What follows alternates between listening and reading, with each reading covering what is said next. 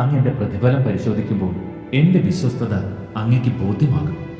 എൻ്റെ കോലാടുകളിൽ പൊട്ടോ പുള്ളിയോ ഇല്ലാത്തതും ചെമ്മരിയാടുകളിൽ കറുത്തില്ലാത്തതും കണ്ടാൽ അവ മോഷ്ടിക്കപ്പെട്ടതായി കണക്കാക്കാം.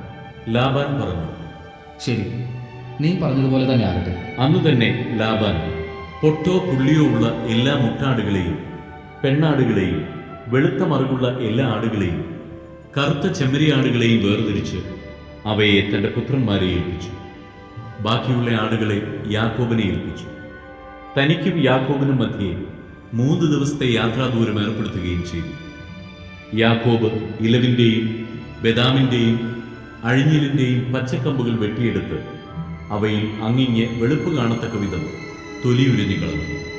താൻ തൊലിയുരിഞ്ഞു മാറ്റിയ കമ്പുകൾ ആടുകൾ വെള്ളം കുടിക്കുന്ന പാത്തികളിൽ അവയുടെ മുൻപിൽ അവൻ കുത്തി നിർത്തി. വെള്ളം കുടിക്കാൻ വരുമ്പോഴാണ് അവ ഇണചേരാറുള്ളത്. ആടുകൾ ഈ കമ്പുകളുടെ മുൻപിൽ ഇണചേർന്നു.